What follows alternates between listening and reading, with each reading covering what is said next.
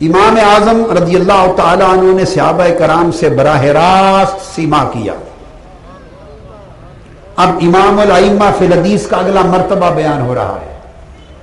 آپ نے نہ صرف زیارت کی بلکہ براہ راست سما کیا. اور ایک ایسی بات بتا رہا ہوں تحدیث نعمت کے طور پہ کہ جو آقا علیہ السلام کے نالین پاک کا تصدق تھا، اس میں میرا کوئی کمال نہیں. میں محض ایک عاجز، بے بس، بے کس اور بیکار قسم کا شخص ہوں. امام اعظم کا فیض، آقا علیہ السلام کے نالین پاک کا تصدق کہ میں اس تحقیق میں اس نقطے پر جو اب آگے آ رہا ہے اس جگہ پر انہوں نے پہنچا دیا. امام جلال الدین سیوطی اور امام ابن حجر مکی تک جو محدثین ہیں انہوں نے کتب میں 7 حدیثیں درج کی جو امام اعظم ابو حنیفہ نے براہ راست صحابہ سے سنی. کتنی حدیثیں؟ 7 جو آپ نے براہ راست سنی. اب یاد رکھ لیں، جب آپ نے صحابی سے براہ راست سنی اور حدیث مرفوع ہے اور صحابی نے حضور علیہ الصلوۃ والسلام سے سنی تو امام اعظم ابو حنیفہ اور حضور صلی اللہ علیہ وسلم کے درمیان صرف ایک واسطہ رہ گیا. صرف ایک واسطہ. امام اعظم کا آقا علیہ الصلوۃ والسلام سے سما صرف ایک واسطے سے ثابت ہوا. یہ شرف ائمہ فقہ و حدیث میں کسی کو نصیب نہیں ہو.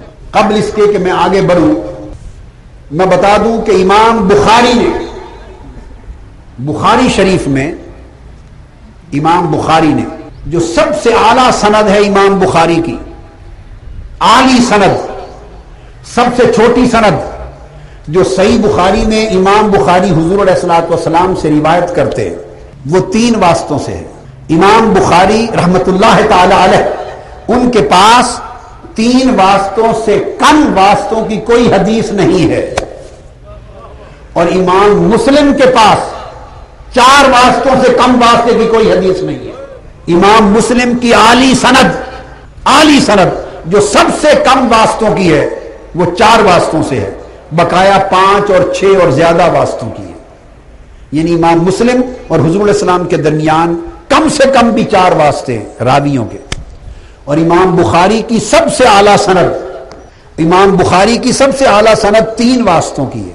اس طرح امام ترمذی، امام ابو داؤد، سب کا عالم یہ ہے کہ 1 2 3 واسطوں کی ان کے پاس بھی ہے.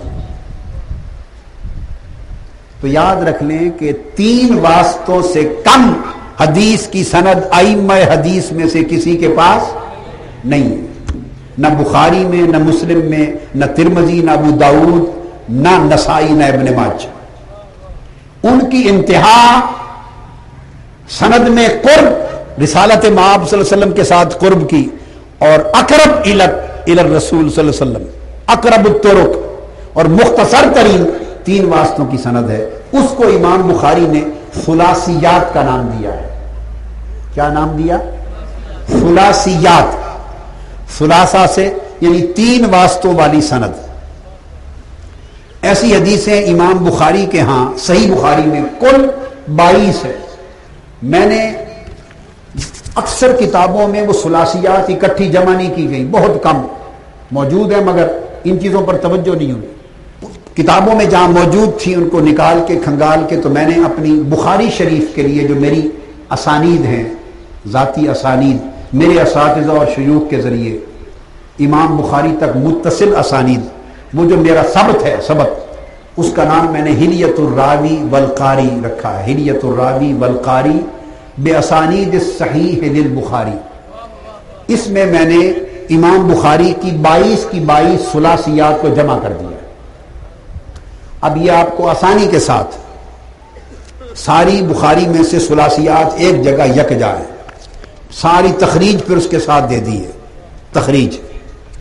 اب جو بات بتانے والی وہ یہ، امام بخاری کی سب سے اعلی سند 3 واسطوں پر اور وہ 22. اب امام اعظم ابو حنیفہ کی طرف آتے ہیں. امام اعظم ابو حنیفہ کی احادیث ایک واسطے کے ساتھ جو ائمہ حدیث میں سے کسی کے پاس ایک بھی نہیں. امام سیوطی اور امام ابن حجر مکی کے زمانے تک انہوں نے تحقیق کر کے 7 احادیث بیان کی تھی. جو ایک واسطے کے ساتھ امام اعظم نے روایت کی ہیں براہ راست صحابی سے. پچھلے سال جب میں اس پر کام کر رہا تھا، میں نے یہ کام پچھلے سال سے شروع کیا، تو میں نے امام اعظم کی ایک واسطے کے ساتھ احادیث تحقیق کرتے عشاء سے فجر تک بیٹھ کر کون کتب حدیث جو امام اعظم کی مرویات جہاں آئی ہیں، پینسل لے کر ایک ایک حدیث بلفظ نفیس پڑھ کے نشان لگا کر مہینوں ساری رات جاگ کر ہزاروں لاکھوں احادیث کا سرمایہ کھنگال کے پینسل سے نشان لگا کر میں نے نکالی، اور پچھلے سال امام اعظم کی ایک واسطے سے حدیث کی تعداد میں نے 11 تک پہنچائی.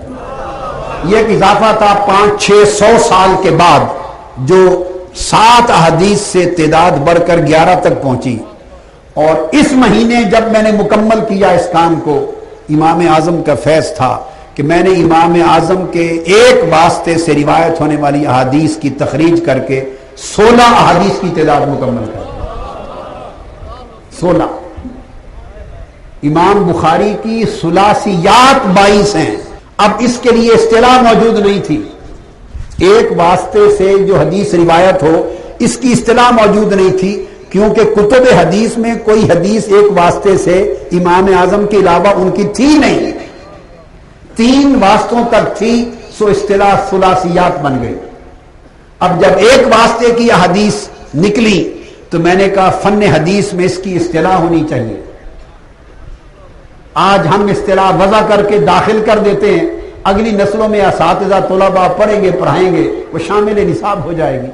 تو میں نے ایک واسطے سے امام اعظم کی 16 حدیث کا نام دے دیا احادیات.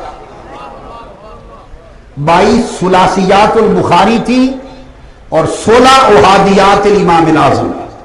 16 احادیات. اور جو 2 واسطوں سے آئیں، جو 2 واسطوں سے ہوں، ان کا نام دے دیا میں نے ثنائیات. اب نہ احادیات امام بخاری اور امام مسلم جیسے ائمہ کے پاس ہیں، نہ ثنائیات ان کے پاس ہیں 2 واسطوں کی. ان کے پاس سب سے اونچا سرمایہ ثلاثیات 3 واسطوں کا. امام اعظم رضی اللہ تعالی عنہ آپ کی احادیات 16 ہیں، آپ کی ثنائیات کی تعداد 2000 کے قریب ثنائیات ہیں جو امام اعظم نے صرف تابعی اور صحابی کے 2 واسطوں سے تاجدار کائنات سے روایت کی ہے. الثنائیات.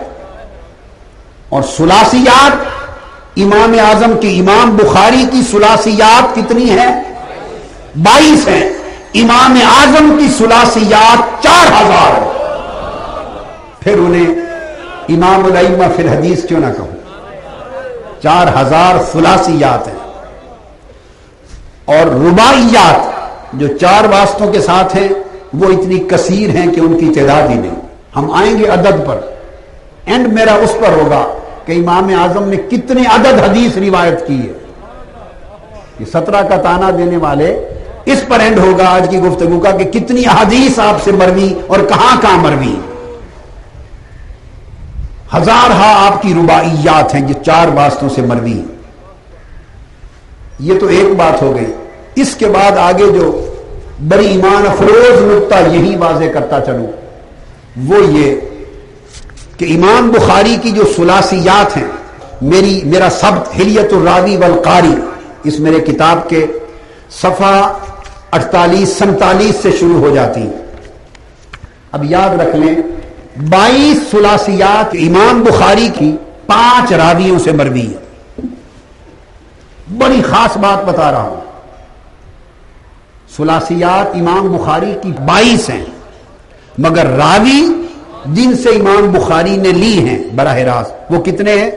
5. ایک راوی سے ایک حدیث مروی ہے اور ایک دوسرے راوی سے ایک مروی ہے. 2 حدیثیں 2 راویوں سے مروی اور باقی جو 3 راوی ہیں ان سے 20 حدیثیں مروی. آپ اس تقسیم کو سمجھ گئے نا. 22 میں سے 20 حدیثیں امام بخاری نے 3 راویوں سے لی اور 2 حدیثیں ایک راوی سے ایک لی. وہ جو 3 راوی جن سے امام بخاری نے 20 حدیثیں لی ہیں وہ کے تینوں راوی یعنی 20 ثلاثیات بخاری کے راوی وہ سب امام اعظم کے شاگرد اور حنفی المذہب ہیں.